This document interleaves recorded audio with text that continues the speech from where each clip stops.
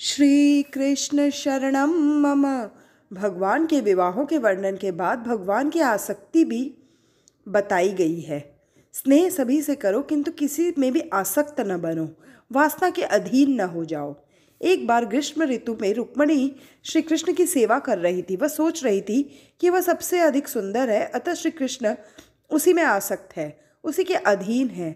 सेवा के समय मन सैव्य श्री कृष्ण में ही लगा रहना चाहिए। रुक्मिणी सेवा तो कृष्ण की कर रही थी, किंतु उसका मन अपने सौंदर्य के विचार में फैला हुआ था। अपने सौंदर्य के लिए उसके मन में अभिमान आया, सो सेवा में क्षति हो गई। भगवान जान गए कि रुक्मिणी के मन में अपने सौंदर्य और श्रृंगार के लिए आसक्ति और अभिमान है, तो उन्होंने उसके अभिमान को नष्ट करना चाहा। वे रुक्मिणी से कहने लगे, देवी, तुम जैसी सौंदर्यवती को योग्य प्रशंसा और कद्र तो कोई सम्राट ही कर सकता है, मुझ जैसा गोपाल नहीं। किन्हीं साधु संतों ने मेरे विषय में तुझे चकमा दिया है। तू राजकन्या है और मैं गोपाल, तू गोरी है, मैं श्याम, हमारा युगल बेमेल है।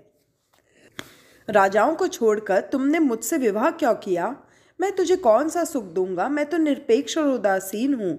मुझे नारी के सौंदर्य या सुवर्ण की द्वारिका से कोई लगाव नहीं है। मुझे तो एकांत ही बड़ा प्रिय है। अब भी कुछ बिगड़ा नहीं है, मुझे छोड़कर किसी सम्राट से विवाह करके सुख प्राप्त कर ले। रुक्मिणी ने भगवान की यह वचन सुने तो वह घबरा गई।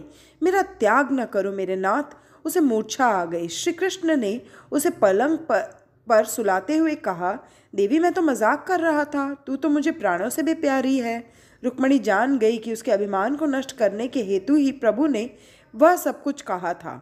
मैं मानती थी कि वे मुझ में आसक्त होंगे, किंतु ये तो उदासीन है। भगवान, ये सच है कि हमारे युगल बेमेल है। कहाँ आप है और कहाँ मैं। ज्ञानी जन आपका भजन करते हैं और मूर्ख मेरा। ज्ञानी जन आपको ढूंढते हैं और मूर्ख मुझे। मेरे स्वामी, आज से मैं घर में महारानी नहीं, दासी बनकर रहूंगी। आपकी यह बड़ी कृपा है कि मुझे आपने अपनी दासी बनाया है। संसार के जीव तो काल के अधीन हैं, उनके साथ क्यों विवाह किया जाए। मैं तो आपके चरणों की सेवा करने का अवसर पाकर धन्य हो गई हूँ। मैंने लौकिक और भौतिक इच्छा से विवाह नहीं किया है। आज से मैं आपकी महारानी नहीं, दासी हूँ। रुक्मिणी में नम्रता आई। जब वह मानिनी थी तब भगवान ने कहा था, मैं तेरे योग्य नहीं हूँ। अब अभिमान निर्मूल हो गया तो रुक्मिणी भगवान से कहने लगी, मैं आपके योग्य नहीं हूँ। श्री कृष्ण शरणम मम। मैं रानी नहीं, दासी हूँ। जब वह नम्र हो गई तो प्रभु उसका सम्मान करने लगे। जीव जब हर प्रकार से नम्र बनकर भगवान की शरण में जाता है तब भगवान उसे आदर से अपना लेते हैं। इस अध्याय का भाव दिव्य है। स्त्री नहीं, स्त्री की आसक्ति बाधक है। पति पत्नी को एक साथ रहकर परस्पर प्रेम तो करना ही चाहिए, किंतु आसक्ति नहीं होनी चाहिए। शुद्ध प्रेम में विकार वासना का अभाव होता है। सेवा करते समय आँख और मन को सैव्य में ही पिरोए रखो। जो आत्मा के सिवाय अन्य किसी वस्तु में आनंद ढूंढता है वह सुखी नहीं हो सकता। भगवान ने जिस अनासक्ति का गीता में उपदेश दिया है उसे उन्होंने अपने जीवन में भी पूर्णतः चरितार्थ किया था। श्री कृष्ण भोगी होने पर भी त्यागी है। अनासक्ति पूर्वक किया गया उपभोग बाधक नहीं है। भगवान को किसी में भी आसक्ति नहीं है। जब उनकी 16,108 रानियां थी और सुवर्ण द्वारिका भी थी, उस समय उनकी जो मन की स्थिति थी वही मन स्थिति द्वारिका के नष्ट होने पर भी बनी रही। उस समय भी वे उद्धव से कहते हैं, उद्धव, यह जगत असत्य है, सत्य तो केवल ब्रह्म ही है। यही अनासक्ति योग है। केवल कृष्ण ही सत्य है। राजा परीक्षित ने उषा और अनिरुद्ध के विवाह की बात सुनने की इच्छा प्रकट की। सुखदेव जी वर्णन करते हैं, महान शिव भक्त राजा बाणासुर की उषा नाम की एक सुंदर पुत्री थी। उषा को स्वप्न में अनिरुद्ध के दर्शन हुए और उसने स्वप्न में विवाह भी कर लिया। जब वह जागृत हुई तो नाथ को पुकारने लगी। उसकी सखी चित्रलेखा ने सारी बात जानकर कहा, सखी तो चिंता न करना, हम उस पुरुष को कहीं से भी ले आएंगे। चित्रलेखा ने कई पुरुषों के चित्र बना बनाकर उषा को दिखलाए, किंतु उसका प्रेमी नहीं निकला। किंतु जब चित्रलेखा ने अनिरुद्ध का चित्र बनाया तो उषा लजा गई। अब चित्रलेखा ने जान लिया कि अनिरुद्ध ही अपनी सखी का प्रियतम है। चित्रलेखा अनिरुद्ध का हरण करने के लिए द्वारिका आई, किंतु वहां तो सुदर्शन चक्र चौकसी कर रहा था। वह सोचने लगी कि क्या किया जाए। इतने में नारद जी आ पहुंचे तो चित्रलेखा ने उनसे कहा, महाराज, आप तो साधु हैं, दूसरों की साधना पूर्ण करे वही साधु है। मैं चोरी करने जा रही हूँ, आप भी मेरे साथ चलिए। नारद जी के पूछने पर चित्रलेखा ने बताया कि वह अनिरुद्ध की चोरी करने जा रही है। चोरी करो, किंतु चोरी अनिरुद्ध की करो। अनिरुद्ध मन के स्वामी है। चित्रलेखा है चित्र विचित्र संकल्प करने वाली बुद्धि। अनिरुद्ध मन का स्वरूप है। बुद्धि चित्रलेखा मन अनिरुद्ध को हरने जा रही है, किंतु उसे सफलता तभी मिलती है जब नारद अर्थात ब्रह्मचर्य से सहायता मिले। श्री कृष्ण शरणम मम। बुद्धि मन से परे है। यदि ब्रह्मचर्य का साथ हो तो वह मन को नियंत्रित कर सकती है। यदि ब्रह्मचर्य संयम का पालन करोगे तो मन वश में हो पाएगा। नारद जी ने सुदर्शन से बातें करनी चाहिए तो उसने कहा कि उसे समय नहीं है, सारी नगरी की चौकसी जो करनी है। नारद जी ने कहा, यह तो ठीक है, किंतु तुझे सत्संग भी करना चाहिए। तो किसकी रक्षा करेगा? रक्षक तो है श्री कृष्ण। तू अज्ञानी है, सत्संग से ही तेरा अज्ञान मिट सकता है। इस प्रकार नारद जी ने सुदर्शन को बातों में उलझाया तो उधर चित्रलेखा ने अवसर पाकर अनिरुद्ध के आवास में प्रवेश किया। अपनी योग विद्या के बल से वह अनिरुद्ध को पलंग सहित उड़ा के ले चली, किंतु उसकी एक पुष्पमाला नीचे गिरी जो सीधे सुदर्शन पर ही जा पड़ी। सुदर्शन ने ऊपर देखा तो विमान जा रहा था। उसने नारद जी से पूछा, अरे यह क्या, कुछ चोरी तो नहीं चला गया? नारद जी ने कहा, तुझे तो ऐसे निरर्थक विचार ही आते रहते हैं। मुझे कथा करने में कोई आपत्ति नहीं, किंतु अपने स्वामी की आज्ञा के बिना सत्संग करना ठीक नहीं है। हो सकता है कुछ चोरी हुई भी हो, तो जाकर देख। हाँ, मेरा नाम मत लेना। नारायण नारायण। इस प्रकार नारद जी वहां से चल पड़े। प्रातःकाल में जब अनिरुद्ध की आंखें खुली तो उसने अपरिचित आवास देखा। इधर द्वारिका में भी गड़बड़ मच गई। श्री कृष्ण ने सुदर्शन को बुलाकर आड़े हाथों लिया। कहा, मैं नारद जी के साथ सत्संग कर रहा था, उसी समय अनिरुद्ध का कोई उड़ा ले गया होगा। भगवान ने कहा, तेरा काम चौकसी करने का था या सत्संग करने का? जब तक नारद जी ब्रह्मचर्य का साथ न हो, बुद्धि चित्रलेखा अनिरुद्ध मन का हरण नहीं कर सकती। चित्रलेखा अनिरुद्ध को उषा के आवास में ले गई। बाणासुर ने सारी बात जानी तो उसने अनिरुद्ध को कारागृह में बंद कर दिया। कृष्ण ने सारी बात जानी तो वे सेना लेकर शोणितपुर आ पहुंचे।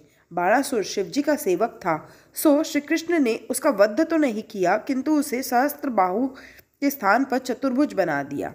उषा अनिरुद्ध का विवाह हो गया। सकाम कर्म पापों का नाश नहीं करता, केवल प्रभु के हेतु किया गया सत्कर्म ही पापों का नाश कर सकता है। नृग राजा ने सत्कर्म तो किए थे, किंतु सकाम किए थे, सो उनके पापों का नाश नहीं हो पाया। ब्राह्मण को दान दी गई गाय का उसने फिर दान किया, सो उसे कांचीड़ा का अवतार लेना पड़ा। प्रभु ने उसका उद्धार किया। श्री कृष्ण शरणम मम। दान की गई वस्तु वापस नहीं ली जा सकती। देव धन का उपयोग विलास के हेतु नहीं किया जाए। आनंद रामायण में एक प्रसंग है। रामचंद्र ने सुना कि एक कुत्ता रो रहा है, तो उन्होंने लक्ष्मण को कारण जानने की आज्ञा दी। लक्ष्मण ने कुत्ते को बुलाकर रोने का कारण पूछा। उसने कहा कि उसे एक सन्यासी ने पत्थर मारा है। उस सन्यासी को बुलाकर कुत्ते को मारने का कारण पूछा गया। सन्यासी ने कहा, मैं भिक्षा लेकर जा रहा था, सो इस कुत्ते ने मेरा पीछा किया। मैंने सोचा कि यह मुझे छू लेगा तो मैं दूषित हो जाऊंगा, सो मैंने उसे दूर भागने के लिए पत्थर मारा। रामचंद्र जी ने कहा, तुमने सन्यास लेने में कुछ शीघ्रता कर दी है। कुत्ता तो पशु है, तुम मन से सन्यासी नहीं हो पाए हो। यह कुत्ता जो भी दंड देगा वह भुगतना पड़ेगा।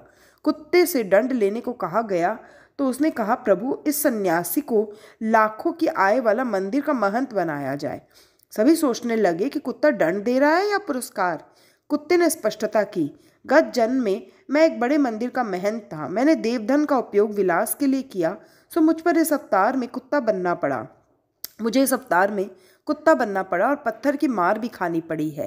देवधन, मनीषी ब्राह्मणों का, संतों का धन हड़पने का प्रयत्न कभी न करना।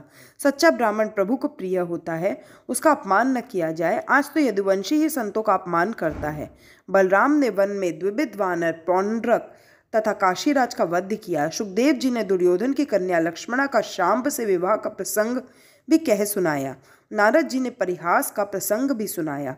ब्रह्मचारी को चाहिए कि वह गृहस्थ का संसार देखने की इच्छा न करे, किंतु नारद जी को श्री कृष्ण का संसार देखने की इच्छा हुई। श्री कृष्ण 16,108 रानियों के साथ किस प्रकार व्यवहार निभाते होंगे, वे किसके साथ कब भोजन करते होंगे, बातें करते होंगे, विहार करते होंगे। वे द्वारिका आकर कृष्ण के आवास में प्रविष्ट हुए। उस समय श्री कृष्ण रुक्मिणी के पास थे। उन्होंने नारद जी का स्वागत किया। श्री कृष्ण नारद जी के आगमन का कारण जान गए, फिर भी पूछा, कहिए महाराज, क्या आगमन हुआ है आपका? स्वयं प्रभु होते हुए भी सन्यासी नारद ने के उन्होंने पांव पखारे।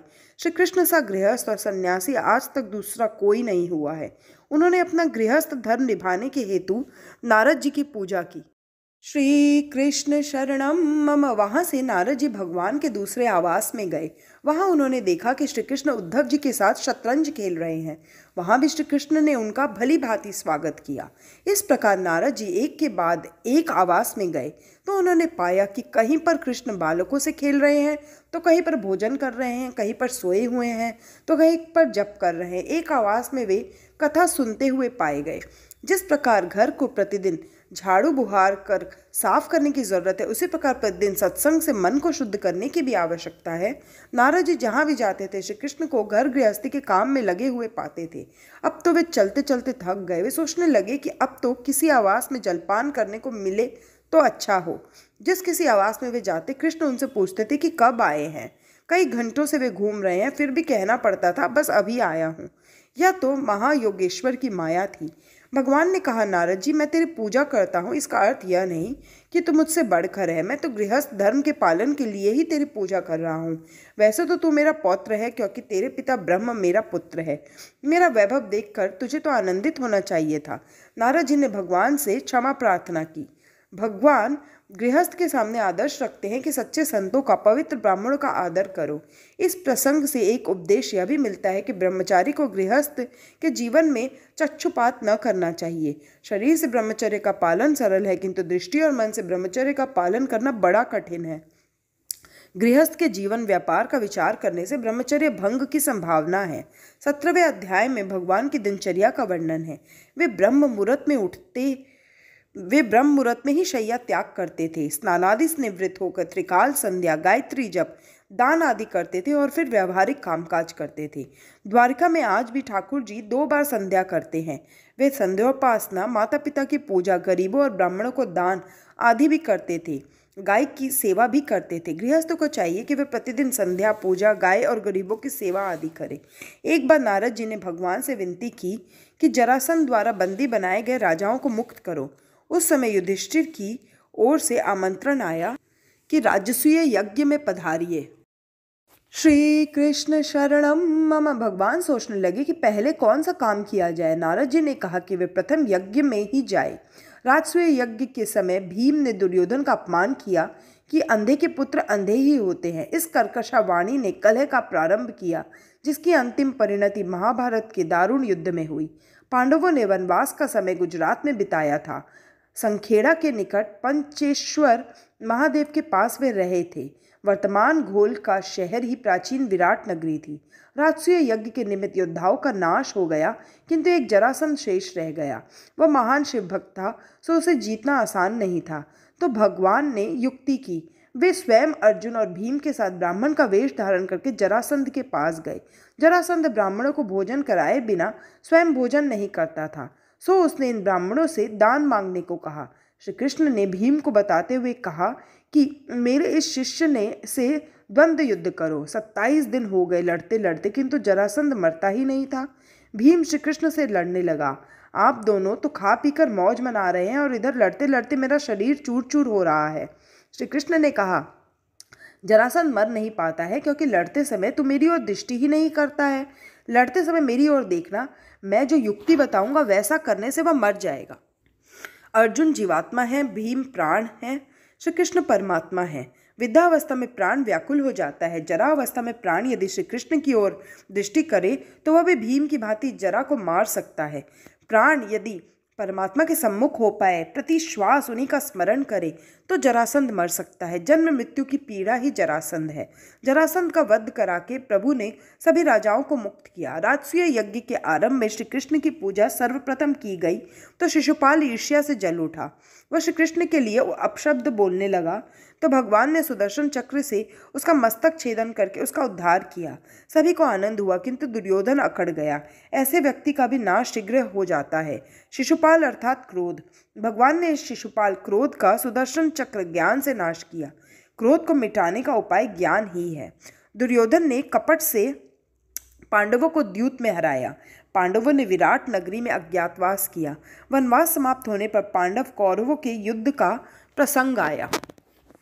श्री कृष्ण शरणम मम। बलराम ने सोचा कि उन्हें भी किसी एक के पक्ष में रहकर लड़ना पड़ेगा, सो वे तीर्थ यात्रा करने निकल पड़े। घर में जब भी मतभेद, मन दुख का प्रसंग उपस्थित हो जाए, तीर्थ यात्रा करने चले जाओ। सुखदेव जी ने बलराम की तीर्थ यात्रा का भी बड़ा अच्छा वर्णन किया है।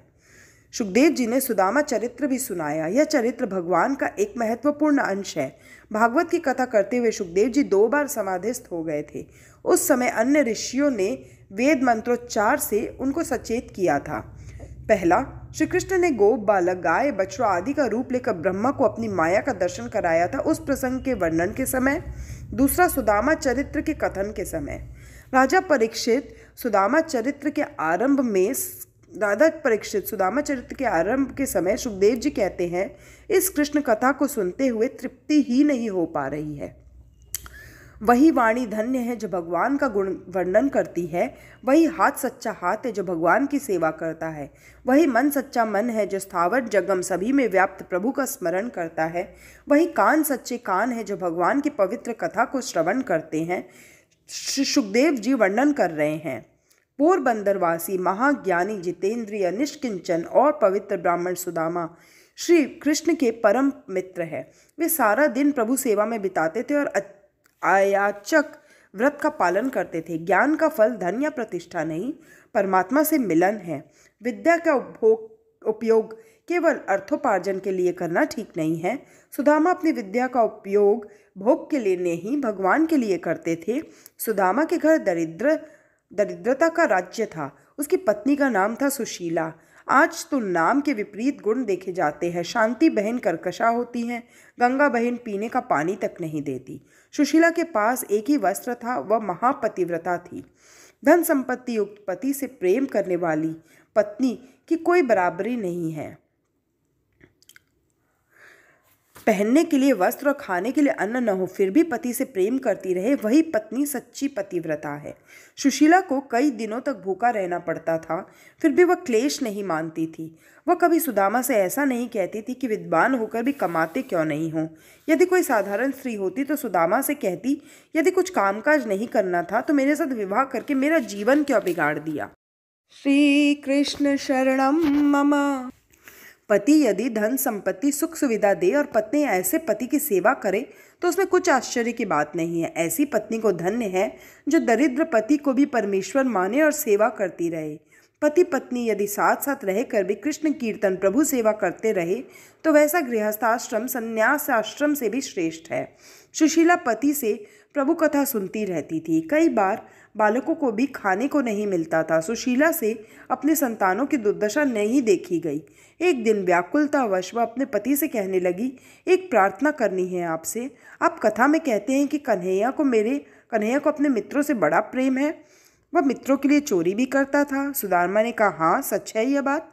वह अपने मित्रों को खिलाने के बाद ही खाता था। सुशीला ने कहा, तो फिर क्यों न उससे मिलकर अपना दुख दूर किया जाए।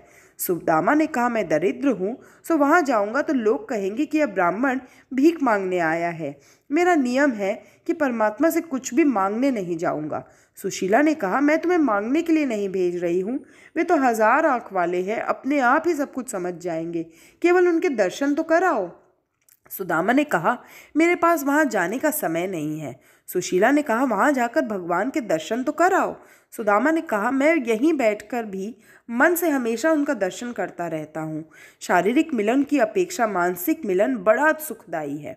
सुशीला ने कहा, दर्शन कभी प्रत्यक्ष भी तो करने चाहिए। आपकी प्रतिज्ञा तो है किसी जीव के द्वार पर न जाने की। श्री कृष्ण तो परमात्मा है, उनके द्वार सभी के लिए खुले हैं। वहाँ जाने में संकोच कैसा, मित्र से मिलना ही चाहिए। ज्ञानी या तपस्वी सुदामा तो घर बैठे ही कृष्ण का दर्शन कर लेते थे, किंतु पत्नी के अत्याग्रह के कारण द्वारिका जाने को तैयार हुए। उन्होंने सोचा कि पत्नी हर बात मान लेती है तो मुझे भी उसकी यह बात माननी चाहिए। वे पत्नी से कहने लगे, कल्याणी, मित्र से मिलने जा रहा हूँ, किंतु खाली हाथ जाने में हमारी कोई शोभा नहीं है। घर में तो कुछ भी नहीं था। सो सुशीला पड़ोसी के घर से 2 मुट्ठी भर तंदुल मांग लाई। धन्य है सुशीला को कि तंदुल का दाना भी घर में न रख और सारे के सारे एक चिथड़े में बांधकर भगवान के लिए दे दिए। ऐसी भेंट देने में तुम्हें संकोच तो होगा, किंतु कहना कि भाभी ने यह भेजा है।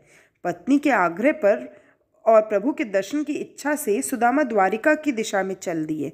फटी हुई धोती, एक हाथ में लकड़ी और बगल में तंदुल की पोटली थी। श्री कृष्ण शरणम मम।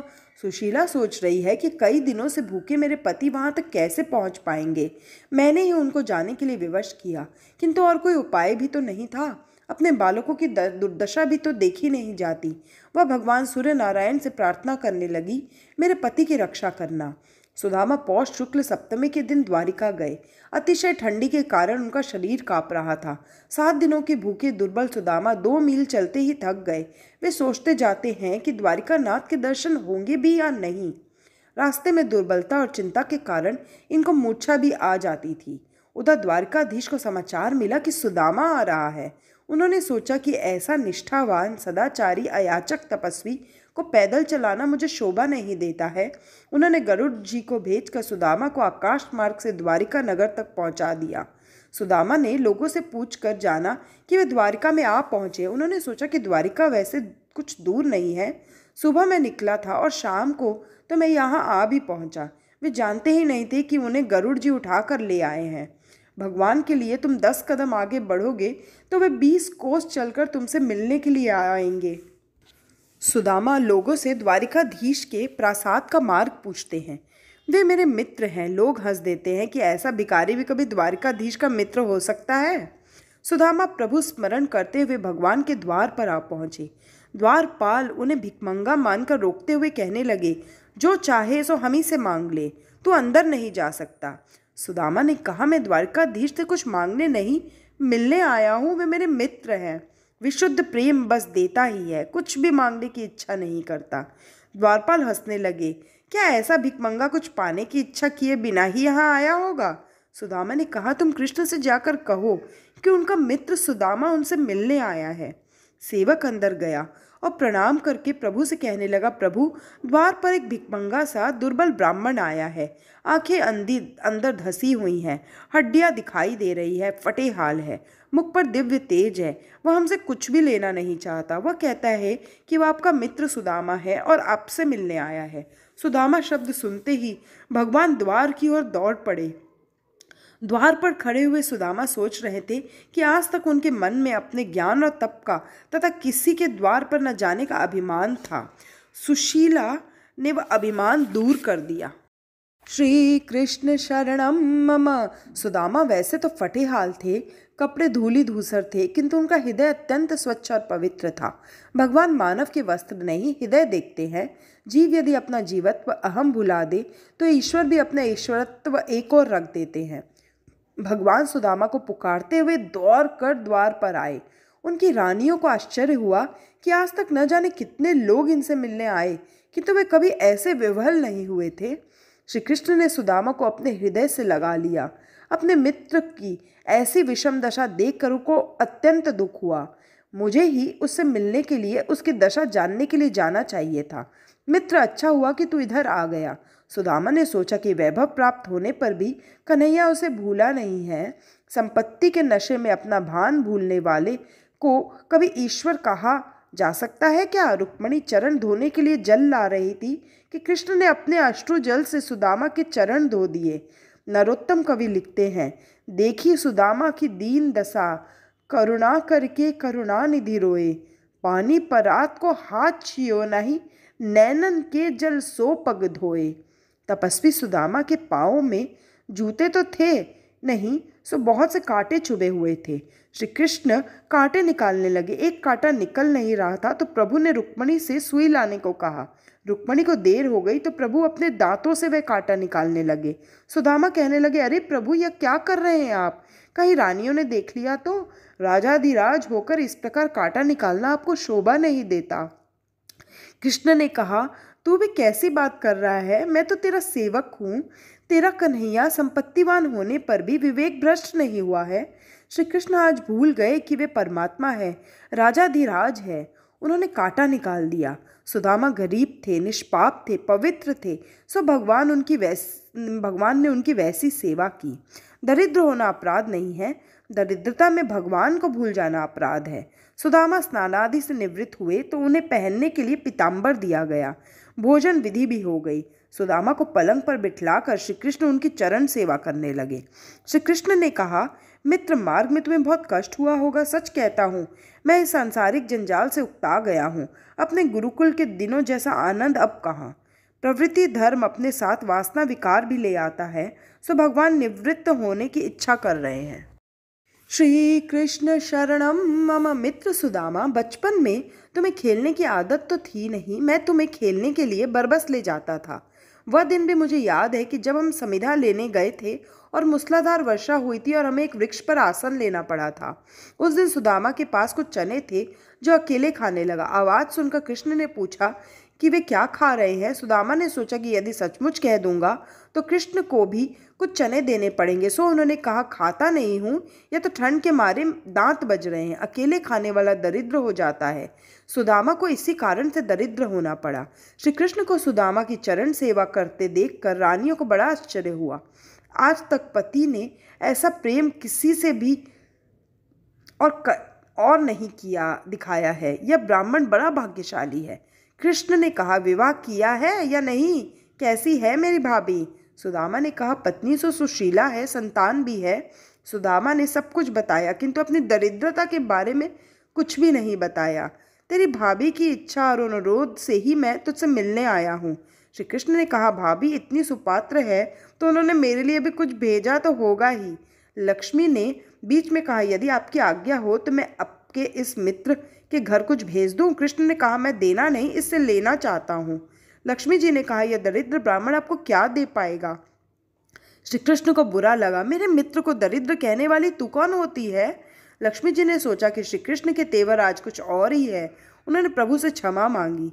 सुदामा तंदुल की पोटली संकोचवश छिपा रहे थे।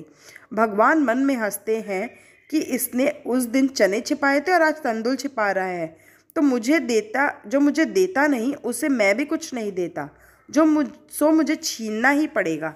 भगवान ने तंदुल की पोटली छीन ली।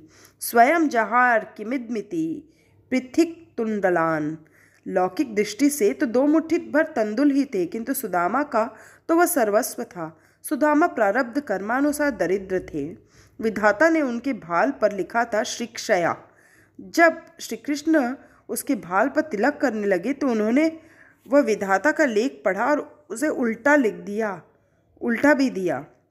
यक्षश्री, जो संपत्ति कुबेर के पास भी नहीं है, वह सुदामा को दूंगा। भगवान ने सुदामा के प्रारब्ध कर्मों को छीर्ण करने के हेतु तंदुल भक्षण किया। उन्होंने तंदुल आहार किया तो उनके द्वारा सारे विश्व ने आहार किया, क्योंकि वे तो सर्वात्मा है ना। श्री कृष्ण ने सारे विश्व को अन्नदान करने का पुण्य सुदामा को दे दिया। श्री कृष्ण शरणम मम। श्री कृष्ण सुदामा से कहते हैं, गोकुल में मेरी माता इसी प्रकार मुझे तंदुल खिलाती थी। यशोदा के स्मरण ने भगवान की आंखों को गीला कर दिया। सुदामा के तंदुल प्रेम रस से भीगे हुए थे। एक मुट्ठी भर तंदुल के बदले में प्रभु ने समग्र द्वारिका का ऐश्वर्य सुदामा के घर भेज दिया। सुदामा ने अपने दरिद्र की बात भगवान से न बताई, सो भगवान ने भी ऐश्वर्य दान की बात सुदामा को न बताई। सुदामा अगले दिन अपने गांव को लौटने की तैयारी करने लगा। उन्होंने सोचा कि कृष्ण 2-4 दिन और ठहर जाने का आग्रह करेंगे, किंतु भगवान ने वैसा आग्रह नहीं किया। कारण उधर सुशीला सारा वैभव पाकर भी व्रत लिए बैठी थी कि पति के मुख दर्शन किए बिना भोजन नहीं करेगी। भगवान ने सोचा कि यदि सुदामा को जाने न दूंगा तो भाभी को उतने दिन भूख को मरना पड़ेगा, सो उन्होंने सुदामा से आग्रह नहीं किया। निरपेक्ष पवित्र सुदामा अपनी पुरानी धोती पहनकर जाने के लिए तैयार हो गए। जाते जाते भी उन्होंने कुछ नहीं मांगा। श्री कृष्ण द्वार तक उन्हें छोड़ने गए और कहने लगे, मित्र, अब की बार भाभी को भी साथ ले आना। उनको मेरी याद कहना, मेरे वंदन कहना। सारा विश्व श्री कृष्ण को वंदन करता है और वे एक दरिद्र ब्राह्मण की पत्नी को वंदन करते हैं। जैसी वस्तु माता कभी मुझे देती थी, वैसी ही वस्तु भाभी ने भी भेजी है। सुदामा को गले लगाकर विदाई दी। दोनों की आंखों में आंसू छलक आए।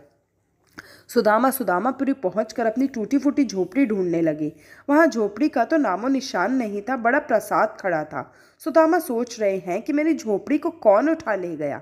उधर सुदामा के आगमन का समाचार सुशीला को मिला तो वह दौड़ती हुई बाहर आई और पति का स्वागत करती हुई कहने लगी, आपके मित्र की कृपा से यह सब कुछ हुआ है। सुदामा का मन कृतज्ञता से भर गया। वे प्रार्थना करने लगे, मुझे धन की अपेक्षा नहीं है, मैं तो यही चाहता हूँ कि जन्म जन्मांतर मुझे श्री कृष्ण की भक्ति करने का अवसर मिलता रहे, उनके चरणों में मुझे स्थान मिले। सुदामा के चरित्र में भी एक सार है। परमात्मा जीव मात्र के निस्वार्थ मित्र है। जगत में परमात्मा को छोड़कर ऐसा अन्य कोई नहीं है जो अपना सर्वस्व किसी को दे दे। यदि सेवा और स्तुति करनी है तो भगवान की करो। जीव जब ईश्वर से प्रेम करता है तब ईश्वर जीव को भी ईश्वर बना देते हैं। जीव का सच्चा मित्र परमपिता ईश्वर ही है। श्री कृष्ण शरणम मम। सुदामा ने ईश्वर से निरपेक्ष प्रेम किया तो उन्होंने सुदामा को अपना लिया और अपने जैसा वैभवशाली भी बना दिया। सुदामापुरी भी द्वारिका सी समृद्ध बना दी। भगवान तो उनके चरण कमल का स्पर्श करने वाले को भी अपना स्वरूप दे देते हैं, तो तुच्छ धन के दान का तो आश्चर्य ही क्या है। स्मरत पाद कमल मात्मानमपि यच्छति किन्वर्थ कामान। शारीरिक मिलन तुच्छ है, मन का मिलन दिव्य है। यदि धनी व्यक्ति दरिद्रों का हृदय से सम्मान दे तो आज भी सभी नगर द्वारिका से समृद्ध हो सकते हैं। सूर्य ग्रहण का प्रसंग आया। वसुदेव देवकी तथा अन्य सभी यादव कुरुक्षेत्र गए। सकाम भाव से किया गया काम स्वर्ग तो दिलाता है किंतु मुक्ति नहीं दिलाता। निष्काम कर्म पाप को भगा देता है। मनुष्य का शरीर ही वह कुरुक्षेत्र है जहाँ निवृत्ति और प्रवृत्ति का युद्ध होता रहता है। इस शरीर रथ को जो श्री कृष्ण के हाथों में दे देता है उसी की जीत होती है। कृष्ण कथा हमें अपने दोषों से भली भांति अवगत कराती है। कृष्ण कथा के श्रवण से हमें भजन करने की प्रेरणा मिलती है और वैसा होने पर हमारी इंद्रियां शुद्ध होती है। गंगा स्नान शरीर को शुद्ध करता है, अतः गंगा स्नान की अपेक्षा कृष्ण कथा स्नान अधिक श्रेष्ठ है। वासना ही पुनर्जन्म का कारण है, अतः मृत्यु के पहले ही वासना का त्याग करो। वैर और सुख की ऐषणा वासना को जन्म देती है, उनका त्याग करना ही चाहिए। कुरुक्षेत्र आए हुए माता पिता से श्री कृष्ण ने एक दिन पूछा, आपके मन में कुछ इच्छा है? यदि है तो मैं पूर्ण करूं। वसुदेव ने कहा, वैसे तो मेरी और कोई इच्छा या वासना नहीं है। मेरी एक यही इच्छा है कि मैं अंत काल में तेरा ही स्मरण करता रहूं और तेरा नाम लेते हुए ही देह त्याग करूं। शरीर त्याग के समय बड़ी वेदना होती है, सो मन को ऐसी शिक्षा दो कि मृत्यु के समय उसे वेदना के बीच भी भगवान की ही याद आए। मृत्यु के समय भगवान का स्मरण करने वाले व्यक्ति को धन्य है। वैसा ही व्यक्ति का जीवन सार्थक है। मृत्यु की चिंता करने से पाप से बचा जाएगा। एक बार एकनाथ महाराज से किसी ने पूछा, आप तो हमेशा ईश्वर मग्न और आनंदित रहते हैं, मेरा मन तो ईश्वर में लग ही नहीं पाता, ऐसा क्यों है? एकनाथ महाराज ने स्वगत कहा कि मन संसार से हटेगा तो प्रभु में लगेगा, किंतु प्रकट कहा, आज तो मैं कुछ नहीं कह सकता। आज से 7वें दिन तेरी मृत्यु होगी। उस दिन तू मेरे पास आना, मैं तुझे सब कुछ बताऊंगा। श्री कृष्ण शरणम मम। मृत्यु को निकट देखा तो वह मनुष्य घबरा गया। अपने पुत्रों को सारी धन संपत्ति तथा कारोबार सौंप दिया और प्रभु भजन में लग गया। मृत्यु की तैयारी करने लगा। 7वें दिन वह एकनाथ महाराज के पास आया तो उन्होंने उससे पूछा, क्यों, कैसी रही? इन दिनों कौन सी मौज उड़ाई? वह गृहस्थ कहने लगा, मस्तक पर मृत्यु को मंडराते देखा तो भोग विलास को भूल गया और ईश्वर का भजन करता रहा। एकनाथ जी ने कहा, अब तो मेरी ईश्वर मग्नता का रहस्य तूने जान लिया है ना। मैं हमेशा मृत्यु को दृष्टि समक्ष रखता हूँ, अतः मन ईश्वर भजन में लगा रहता है। भगवान ने देवकी की इच्छा जानने की इच्छा की। देवकी ने कहा, मुझे कहते हुए संकोच तो हो रहा है, किंतु मेरी इच्छा है कंस द्वारा मृत्यु प्राप्त अपनी सभी संतानों को मैं देखना चाहती हूँ। भगवान ने एक बार यशोदा से भी उनकी इच्छा पूछी थी तो यशोदा ने कहा था, मेरी तो यही इच्छा है कि निरंतर तेरे दर्शन करती रहूं, एक भी क्षण तू मेरी दृष्टि से दूर नहीं हो पाए। कहाँ यशोदा की इच्छा और कहाँ देव की इच्छा भक्ति में विघ्न करता है। इच्छा ही पुनर्जन्म का कारण है। कृष्ण सुतल पाताल से अपने सभी बंधुओं को ले आए। देवकी ने उनको देख लिया और कहा, बस अब मेरी यही इच्छा है कि मेरी मृत्यु सुधरे। ज्ञानी महात्मा ही नहीं, ईश्वर के माता पिता तक को आशंका रहती है कि उनकी मृत्यु का ही बिगड़ न जाए। उस व्यक्ति की मृत्यु उजागर होती है जो अपना प्रतिक्षण सुधारता है। प्रभु ने वसुदेव देवकी को दिव्य तत्वज्ञान समझाया। दशम स्कंद के अंत में सुभद्रा हरण का वर्णन है। भद्र अर्थात कल्याण करने वाला ब्रह्म विद्या ही सुभद्रा है। अद्वैतदर्शी ब्रह्म विद्या ही सुभद्रा है। जिसके घर में सुभद्रा हो उसका जीवन कल्याणमय सुखी होता है। अर्जुन की भांति संन्यास लेकर तप करने वालों को ही सुभद्रा की प्राप्ति होती है। अर्जुन ने त्रिदंडी संन्यास लेकर 4 मास तक कठिन तपश्चर्या की और प्रतिदिन 18 घंटे ओंकार का जप किया। तभी प्रभु ने उसे सुभद्रा ब्रह्म विद्या दी। चंचल आंखों वाले का मन भी चंचल ही होगा और सुस्वादु भोजन करने वाले भली भांति भजन नहीं कर पाएगा। ब्रह्म विद्या की प्राप्ति के लिए त्रिदंडी सन्यासी बनना पड़ता है। प्रभु के लिए सर्वस्व का त्याग करना ही सन्यास है। सांसारिक सुखों का उपभोग करते हुए भक्ति करने वाले पर भगवान जल्दी कृपा नहीं करते। संसार सुख के त्यागी पर भगवान जल्दी प्रसन्न होते हैं।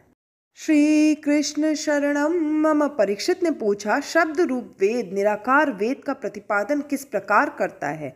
सुखदेव जी ने वेद स्तुति की कथा सुनाई। सृष्टि के आरंभ में शेष शय्याशायी नारायण की वेदों ने स्तुति की। परमात्मा को वेदों ने मंगल गान करके जगाया। नाथ तेरी जय हो। वेद प्रभु की जयकार करते हैं तब लगता है कि जीव की हार हुई है। जीव को माया ने पकड़ रखा है, सो मेरी भी जय हो, मैं भी माया के बंधन से मुक्त हो पाऊं। परमात्मा की जयकार करके वेद माया बंधन से मुक्ति की प्रार्थना करते हैं। अनादिकाल से जीव और माया का संग्राम चल रहा है। माया उसे जगत के विषयों में फंसाए रखती है, सो वेद परमात्मा की स्तुति करते हैं कि माया के बंधनों को काट दीजिए। माया जीव को स्त्री धन आदि में फंसाकर परमात्मा की ओर जाने ही नहीं देती। नाथ, हम आपकी शरण में आए हैं, इस माया के बंधनों को काट दीजिए। प्रभु ने पवित्र विचार करने के लिए ही बुद्धि और मन दिए हैं। पवित्र विचार करने से ही मन शुद्ध होता है। वेद सगुण और निर्गुण ब्रह्म का वर्णन करते हैं। ईश्वर साकार और निराकार दोनों रूपों से लीला करते हैं। ईश्वर की निराकारता का यही अर्थ है कि उनका हम जैसा कोई आकार नहीं है। निर्गुण और सगुण दोनों ब्रह्म वस्तुतः एक ही है। निर्गुण भक्तिवश होकर सगुण बनते हैं। सगुण बने प्रभु भक्ति प्रेमवश। नाथ, इस जगत में जो कुछ दिखाई देता है और अनुभव होता है वह वस्तुतः आपका ही स्वरूप है। लौकिक नाम रूप सत्य नहीं है। मिट्टी के पात्र में भी मिट्टी ही होती है और बर्फ में भी जल ही होता है। इसी प्रकार प्रभु सभी में व्याप्त है। ज्ञान की अपेक्षा ध्यान श्रेष्ठ है। सो ईश्वर के किसी भी स्वरूप का बार बार चिंतन, ध्यान, स्मरण और दर्शन करो। वैसा करने पर मन की शक्ति बढ़ेगी। मन को परमात्मा के किसी भी स्वरूप में विवेक पूर्वक स्थिर करो। आगे शिव तत्व और विष्णु तत्व का रहस्य भी समझाया गया। वेद स्तुति के कई विद्वान अपने अपने अर्थ बताते हैं। आरंभवाद, परिणामवाद आदि कई मत विद्वानों ने प्रकट किए हैं और अपनी अपनी दृष्टि के अनुसार वे अर्थ करते हैं। वेद ईश्वर का निषेधात्मक वर्णन करते हैं। ज्ञान मार्गी नेति नेति कहकर ईश्वर का वर्णन करते हैं। भक्ति मार्ग इति इति कहकर भगवान का वर्णन करता है।